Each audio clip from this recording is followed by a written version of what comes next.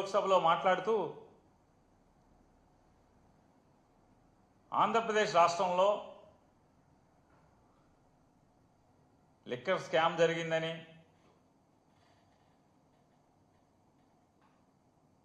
దాంట్లో ఎవరెవరో పేర్లు ఉటంకిస్తూ వాళ్ళ ద్వారా వేల కోట్ల రూపాయలు దేశాలు దాటి వెళ్ళిపోయినాయి అని చెప్పని, అంటే వీటన్నిటికీ విషం చెమ్ముతూ చంద్రబాబు నాయుడు గారి గూట్లో చేరినటువంటి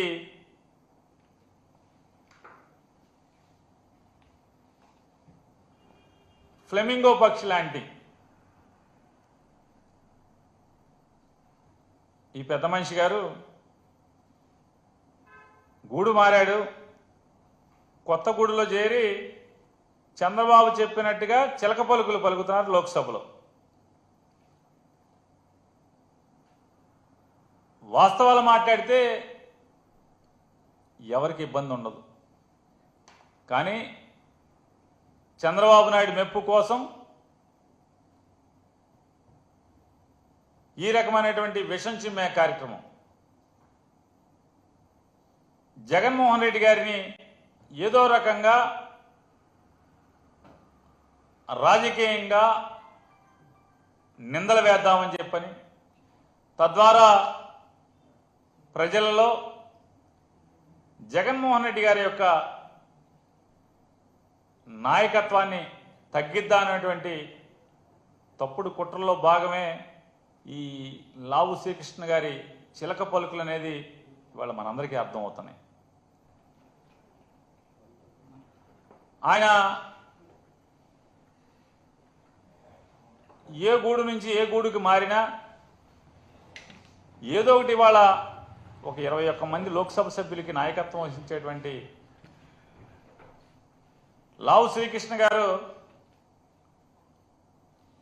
తనకున్నటువంటి అధికారాన్ని లేదా భగవంతుడు పల్నాడు ప్రజలు ఇచ్చినటువంటి ఆ గొప్ప అవకాశాన్ని ఆంధ్రప్రదేశ్ రాష్ట్రంలో విశాఖ ఉక్కు ఫ్యాక్టరీని బతికించేదానికి మైక్ను వాడడం, తనకున్న అవకాశాన్ని వాడడం, లేదా పోలవరం ప్రాజెక్టుకి అరకొర నిధులు కాదయా, సంపూర్ణమైనటువంటి భూసేకరణతో సహా నిర్వాసితులకి చెల్లించాల్సినటువంటి డబ్బులతో సహా తక్షణం చెల్లించండి అని నిలదీసేదానికి లోక్సభలో పల్నాడు ప్రజలు తనకి ఇచ్చినటువంటి మైక్లో మాట్లాడే అవకాశాన్ని ఆయన వాడుకోడు. లేదా ఈ ఆంధ్ర రాష్ట్రానికి మరీ ప్రత్యేకించి సాగు కోసం, తాగునీటి కోసం ఇబ్బందులు పడుతున్నటువంటి రాయలసీమ లిఫ్ట్ ఇరిగేషన్ని అధికారికంగా లేదా కేఆర్ఎంబి ఇచ్చినటువంటి స్టేని ఎత్తివేయటం కోసం పల్నాడు ప్రజలు ఇచ్చినటువంటి అధికారాన్ని తన మైకు వాడడం, లేదా ఈ మధ్యకాలంలో మనం చూస్తున్నాం జనాభా నియంత్రణ అనేది ప్రభుత్వం ప్రజలకి నూరిపోయటం వల్ల ఈ దేశ శ్రేయస్సుని కాంక్షించి దక్షిణ భారతదేశంలోని ప్రజలందరూ కూడా జనాభా నియంత్రణ కోసం కంకణబద్దులై ఆనాటి ప్రభుత్వం చెప్పిన లక్ష్యాన్ని ఆచరణలో పెడితే దాన్ని సాకుగా ఇవాళ డబుల్ ఇంజన్ మాట్లాడుతున్నటువంటి ఈ ఇద్దరు మోడీ గారు, అమిత్ షా గారు, వాళ్ళిద్దరూ చేస్తున్నటువంటి రాజకీయ ఏదైతే రూల్స్ పేరుతో లేదా జనాభా నిష్పత్తి పేరుతో లేదా జనాభా లెక్కల పేరుతో గడచిన 40-50 సంవత్సరాలుగా ఆపుకుంటూ, పాలకులు ఆపుకుంటూ, ప్రజానాయకులు ఆపుకుంటూ వస్తున్నటువంటి నియోజకవర్గాల వర్గీకరణని లేదా నియోజకవర్గాల డీలిమిటేషన్ని ఎత్తుగడగా కేవలం ఉత్తర భారతదేశంలోని 2-3 రాష్ట్రాల ఓటుతో ప్రభుత్వాన్ని ఏర్పాటు చేసుకునేలాగా, లేదా దక్షిణ భారతంతో సంబంధం లేకుండా దేశాన్ని ఏల్దామని చేస్తున్నటువంటి దుర్మార్గపు ఆలోచనల్ని నిలదీసేదానికి పల్నాడు ప్రజలు ఇచ్చినటువంటి నీ లోక్సభలో మైక్ని వాడుతున్నావా అంటే దానికోసం వాడడం, నీ ప్రాంతం కోసం లేదా పల్నాడులో ఉన్నటువంటి వెనుకబాటుతనం గురించి లేదా పల్నాడులో ఉన్నటువంటి నీటి ఎద్దడి గురించి ఎప్పుడన్నా మాట్లాడతావా అంటే పల్నాడు ప్రజలు ఇచ్చిన ఆ మైకుని దానికోసం వాడవు. ఈ దేశం కోసం వాడవు, ఈ రాష్ట్రం కోసం వాడవు, దక్షిణ భారతదేశం కోసం వాడవు, మీ ప్రాంతం కోసం కూడా వాడే పని లేదు. కేవలం చంద్రబాబు ఏ కట్టుకథ చెప్తే, ఎటువంటి విషం చిమ్మమని చెప్తే ఆ విషం చిమ్మేటువంటి ఈ చిలక పలుకుల ప్రస్థానమే నిన్న లోక్సభలో లావు శ్రీకృష్ణదేవరాయలు గారు చేసినటువంటి ప్రసంగం. ఆయన చెప్తాడు, వెంటనే ఆంధ్రప్రదేశ్లో జరిగిన లిక్కర్ స్కామ్ మీద ఈడీ విచారణ చేసేయాలి, ఆళ్ళెవలో రెడ్డిని ఈళ్ళెవల రెడ్డిని అరెస్ట్ చేసేయాలని మాట్లాడతారు. నేను ఒక్కడే వారిని అడుగుతున్నాను, ఆంధ్రప్రదేశ్ రాష్ట్రంలో లిక్కర్ వ్యాపారం జరిగినప్పుడు లేదా 2019 నుంచి 24 దాకా తమరు పల్నాడు పార్లమెంట్ సభ్యులుగా ఉన్నప్పుడు మరి ఏం తప్పులు జరిగినాయని మీరు అనుకుంటున్నారు? తప్పులు జరిగితే మీరు ఒక పార్లమెంట్ సభ్యుడిగా మీరు ఎందుకు మాట్లాడలేదు, ఎందుకు నిలదీయలేదు? లేదా 2019-24కి జరిగినటువంటి ఈ రాష్ట్రంలో జరిగినటువంటి లిక్కర్ బిజినెస్ లేదా 2024 నుంచి 25 వరకు జరిగిన లిక్కర్ బిజినెస్ చూసుకుంటే ఇదా స్కామ్? అదా చంద్రబాబు నాయుడు ప్రభుత్వం, మీ కూటమి ప్రభుత్వం అందా లిక్కర్ స్కామ్? లేదా ఆ రోజుదా 2014 నుంచి 19 దాకా ఉన్నటువంటి అంటే డిస్టిలరీస్కి ఇచ్చేటువంటి ప్రభుత్వం ఇచ్చేటువంటి రేట్ ఎంత? 2019 నుంచి 2024 దాకా జగన్మోహన్ రెడ్డి గారి ప్రభుత్వంలో డిస్టిలరీలకి ఎవరైతే మద్యం తయారీదారులకు ఉన్నారో వారికి చెల్లించిన రేట్ ఎంత? ఇవాళ చెల్లిస్తున్న రేట్ ఎంత? ఇవాళ మొత్తం షాపులన్నీ కూడా ఏ రకంగా లిక్కర్ షాపులన్నీ కూడా ఏ రకంగా అడ్డగోలుగా తెలుగుదేశం నాయకులందరూ కూడా ఏ రకంగా చెరబట్టారు. నాడు ద్రౌపదిని ఏ రకంగా మయసభలో లేదా ఆ రోజు ఉన్నటువంటి సభలో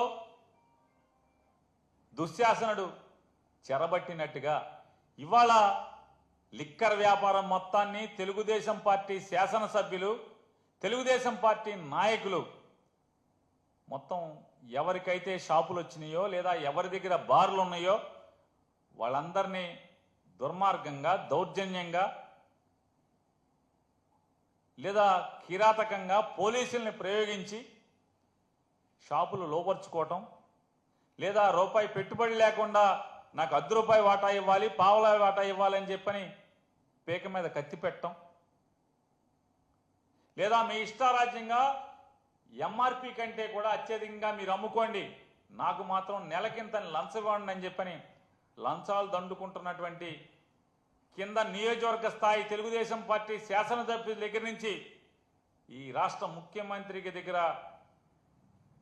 ముఖ్యమంత్రి కానీ లేదా ఆయన కుమారుడు కానీ వీళ్ళందరూ దండుకుంటున్నటువంటి ఇదా లిక్కర్ స్కామ్ అంటే? ఏది స్కాము? ఆఖరికి గీత కార్మికుల పేరుతో కూడా అడ్డం పెట్టి లేదా వారికి షాపులు వస్తే వారిని పోలీసులతోనో రౌడీలతోనో బెదిరించి ఆ షాపులను కూడా బలవంతంగా గుంజుకుని వ్యాపారాలని దోచుకుంటున్నటువంటి ఇదా స్కామ్, లిక్కర్ స్కామ్. ఈ స్కాములు కనపడవు మనకి. ఏమీ జరగకపోయినా కూడా అప్పుడు స్కామ్ అని చెప్పని కట్టుకథలు చెప్పాలి. ఈడీ మీద ఈడీ విచారణ చేయమని అడుగుతున్నారు కదా. పనిలో పనిగా లావు శ్రీకృష్ణదేవరాయలు గారిని అడుగుతున్నాను, రేపో ఎల్లుండో ఇది కూడా మాట్లాడండి. ఇన్కమ్ ట్యాక్స్ తాకీదులు ఎవరికి ఇచ్చారు? మీ గౌరవ నారా చంద్రబాబు నాయుడు గారికి ఇన్కమ్ ట్యాక్స్ ఇచ్చినటువంటి తాకీదు ఇది. ఈ కట్ట, ఈ పుస్తకం ఇది ఒక పేజీ కాదు. ఇది ఈ పుస్తకం కూడా మీ గౌరవ నారా చంద్రబాబు నాయుడు గారికి ఇన్కమ్ ట్యాక్స్ వారు ఇచ్చినటువంటి శ్రీముఖం. ఆల్రెడీ దీని మీద ఈడీ విచారణ ఎందుకు చేయరు? ఈడీ విచారణ చేయాలి కదా. సగంలో ఎందుకు ఆపారు? అవన్నీ కూడా గట్టిగా కడగండి. చంద్రబాబు నాయుడు గారికి ఇచ్చినటువంటి ఇన్కమ్ ట్యాక్స్ నోటీసు సగంలో ఎందుకు పక్కన పాడేశారు, చెత్తపొట్టలో పారేశారు? దీని మీద ఎలాగే ఈడీ చంద్రబాబు నాయుడు గారి పిఏ శ్రీనివాస్ దాకా ఈ డబ్బులు వచ్చినాయి. శ్రీనివాస్ నుంచి ఎవరైతే రాజధాని అమరావతి పేరుతో 4-5 పెద్ద కంపెనీలకి మీరు కాంట్రాక్ట్లు ఇచ్చారో 2014 నుంచి 19 దాకా, ఆ కాంట్రాక్ట్ కంపెనీల యొక్క అనామతు అకౌంట్లలో, చిత్తు అకౌంట్లలో మీకు 2000 కోట్ల రూపాయలు నగదు పంపించామని వాళ్ళు రాసుకుంటే, అవి ఎవరెవరి ద్వారా మీకు చేరినాయి అంటే, మరి చంద్రబాబు నాయుడు గారికి ఇంత చేరింది పాపం సొమ్ము అని చెప్పి ఈడీ వాళ్ళు ఆపేసినటువంటి దాన్ని గట్టిగా నిలదీయండి, అడగండి. చట్టం ఎవరికైనా చట్టమే, చుట్టం కాదు ఎవరికి అని చెప్పి మీరు పార్లమెంట్లో మీ గొంతెత్తి మాట్లాడండి. ధర్మాన్ని 4 పాదాల నడిపించేలాగా చేయండి. మీరు మంచి మంచి నీతి మాటలు చెప్తున్నారు కదా, సూక్తి ముక్తవాలి. అలాగే చంద్రబాబు నాయుడు గారి పిఏ శ్రీనివాస్ స్కిల్ స్కామ్ మొదలవంగానే అమెరికా పారిపోతాడు. అమెరికా టికెట్లు ఎవరు కొంటారో మీకు తెలుసు, ఎవరు కొని పంపించారో. ఏమైపోయాడు? జగన్మోహన్ రెడ్డి గారు ఉన్నటువంటి కాలంలో చంద్రబాబు నాయుడు పిఏ, ఒక 20 ఏళ్ళు 25 ఏళ్ళుగా పనిచేస్తున్నటువంటి పిఏ శ్రీనివాస్ గారు ఏమైపోయాడు? మళ్ళీ ఎప్పుడు వచ్చాడు? ఎందుకు వచ్చాడు? ఇవాళ ఏం చేస్తున్నాడు? మాట మాటకి దుబాయ్ పంపించే పనిలో ఉన్నాడు కదా. అయ్యి వదిలేసి మన శ్రీనివాసు మూటలు దుబాయ్ పంపించే ఆ లెక్కలు చూసుకుంటాక వెనకాల ఎవరు వెళ్తున్నారో మనం చూసాం.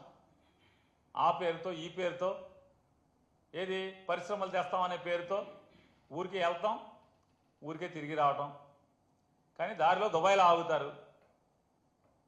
మన పాత పిఏ గారు మాట మాటికి దుబాయ్ వెళ్తాడు, లేదా పాత పిఏ గారు పైకి పేపర్లోనేమో సస్పెన్షన్ క్యాన్సిల్ చేసి మళ్ళీ ఉద్యోగం ఇచ్చారు. కానీ పేషీలో వద్దన్నారు. ఎందుకు పేషీలో వద్దన్నారు? ఈ దుబాయ్ దుబాయ్ దుబాయ్ మూటలు దుబాయ్ చేర్చాలి కాబట్టి పేషీలో అక్కర్లేదు. మరి ఈ స్కిల్ స్కామ్లో 300 చిల్లర కోట్ల రూపాయలు అక్రమం జరిగిందని చెప్పని సాక్ష్యాధారాలతో సహా కేసులు కట్టడం జరిగింది. మరి స్కిల్ స్కామ్ మీద ఎన్ఫోర్స్మెంట్ డైరెక్టరేట్ సగంలోనే ఎందుకు ఆగిపోయింది? ఎవరెవరైతే ప్రభుత్వం దగ్గర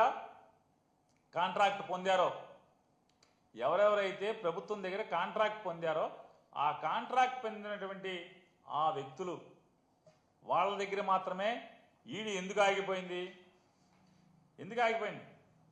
అడగండి ఈడీని. మీరు మాట్లాడుతున్నారు కదా పార్లమెంట్లో, నియోజకవర్గం సంగతి, ఈ రాష్ట్రం సంగతి, పల్నాడు ప్రాంతం సంగతి, లేదా దక్షిణ భారతదేశం సంగతి గురించి మీకు ఏమీ గోల లేదు కదా. మీకు ఎంతసేపు మీ చిలక పలుకులే కదా.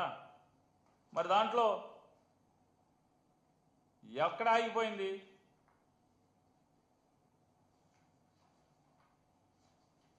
స్కిల్ స్కామ్లో ఎవరెవరైతే పాపాలు చేశారో, ఎవరెవరైతే ఈ రాష్ట్రానికి వెలుపల ఉన్న వాళ్ళు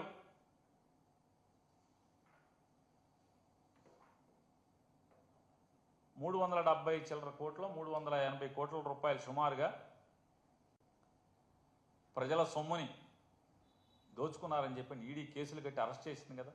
మరి దాంట్లో ఇంకా సగంలో ఎందుకు ఆపారు? ఈ స్కిల్ స్కామ్లో సగంలో ఎందుకు ఆపారని కూడా గట్టిగా పార్లమెంట్లో మీ గొంతుని గట్టిగా లేపండి, గట్టిగా వినిపించండి. అలాగే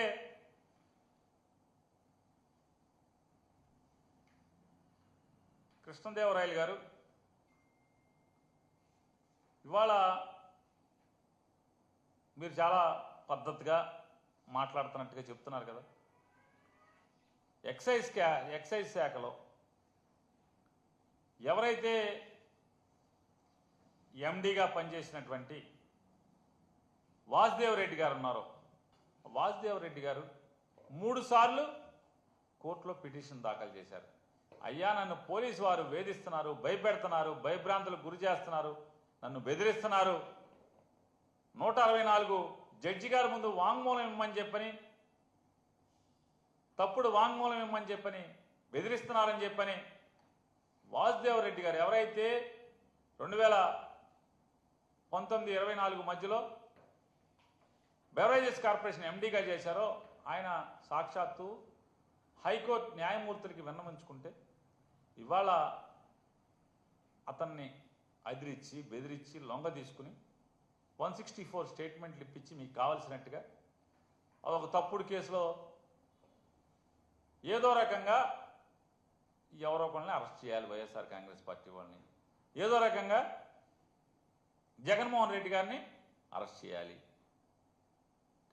మీ నాయకుడేమో, ఎవరైతే ప్రస్తుతం మీ కొత్త నాయకుడేమో, ఇప్పుడు మీ కొత్త దేవుడు ఉన్నాడు కదా, కొత్త దేవుడు చంద్రబాబు నాయుడు గారు, మీ కొత్త దేవుడు చంద్రబాబు నాయుడు గారేమో ఈ 300 చిల్లర కోట్లు ఎవరికో దోచిపెట్టి ఆయన ముద్దాయిగా అయితే ఇవాళ జరుగుతున్నది జగన్మోహన్ రెడ్డి గారి ప్రభుత్వంలో కంటే కూడా ఈ ప్రభుత్వంలో ఎక్కువ డబ్బులు మీరు డిస్టిలరీకి, అంటే ఎవరైతే మద్యం తయారీ కంపెనీలకు పే చేస్తారు. ఎందుకు పే చేస్తారు? మీకేం కావాలో వాళ్ళు ఇవ్వాలి కాబట్టి. మీ నాయకుడికి, మీ కొత్త దేవుడికి ముడుపులు ఏ రకంగా కావాలో వాటిని పెంచడం కోసమే కదా చేసి వాళ్ళ ఎవరెవరో అమాయకుల పేర్లు చెప్పి ఎవరెవరినో వైఎస్ఆర్ కాంగ్రెస్ పార్టీకి కానీ ఈ వ్యవస్థ కానీ సంబంధం లేనటువంటి వ్యక్తుల పేర్లు చెప్పి ఏదో రకంగా జగన్మోహన్ రెడ్డి గారి మీద ఎవరో ఒకళ్ళ పేరుతో మీరు ముద్దాయం చేయాలనేటువంటి తప్పుడు ఆలోచన కోసం పార్లమెంటును కూడా వాడుకోవటం, లోక్సభని వాడుకోవటం, ఇంతకన్నా దిగజారి రాజకీయాలు చేయటం ఇంకేమన్నా ఉంటుందా? ఇవాళ మీరు స్కిల్ స్కామ్ గురించి మాట్లాడితే బాగుంటుంది పార్లమెంట్లో. అలాగే మీ కొత్త దేవుడు ఆయన చేసిన పాపాల మీద, ఆయన ఇన్కమ్ ట్యాక్స్ ఇచ్చినటువంటి నోటీసుల మీద మీరు మాట్లాడి ఖచ్చితంగా దాని మీద ఈడీని వేయించే కార్యక్రమం చేయమని చెప్పని ఇవాళ అలాగే తమరు అంతరాత్మకు కూడా తెలుసు, ఢిల్లీ లిక్కర్ స్కామ్లో తమరు పేరు లేనంత మాత్రాన తమరు డబ్బు ఉందనేది కూడా తమరు అంతరాత్మకు తెలుసు. ఆ డబ్బు ఎవరి ద్వారా దాంట్లో పెట్టామో మన పేరు లేనంత మాత్రాన మనమేం నీతి కబుర్లు చెప్పాల్సినటువంటి పని లేదు. నీతి కబుర్లు చెప్పినా రాజకీయ వ్యవస్థలో ఈ విషయాలు తెలిసిన వాళ్ళందరూ కూడా నవ్వుకుని పోయే పరిస్థితి తప్పితే ఇటువంటి అపహాస్యం పాలయ్యే పరిస్థితుల్లో మీరు మాట్లాడటం వల్ల ఏం ఉపయోగం ఉంటుంది? కేవలం జగన్మోహన్ రెడ్డి గారిని ఏదో రకంగా తప్పుడు వాంగ్మూలాలతో, మీ తప్పుడు వార్తలతో గాలి పోగేసి ప్రచారం చేసి టీవీల్లోనో, పేపర్లోనో, లేదా పార్లమెంట్లోనో, అసెంబ్లీలోనో కౌరవులు లాంటి మీరందరూ కూడా కౌరవ సభలో మాట్లాడినంత మాత్రాన జగన్మోహన్ రెడ్డి గారికి కానీ వైఎస్ఆర్ కాంగ్రెస్ పార్టీకి కానీ జరిగే నష్టమేమీ లేదు, జంకేది లేదు, బొంకేది లేదు. మీరు ఈడీని మాట్లాడతారా లేదా ఏం చేస్తారో మీ చేతనైంది మీరు చేసుకోమని చెప్పినది కూడా మీడియా ద్వారా మిమ్మల్ని మాట్లాడించిన, పార్లమెంట్లో మిమ్మల్ని మాట్లాడించిన వారికి కూడా సూచనగా చెప్తున్నాం.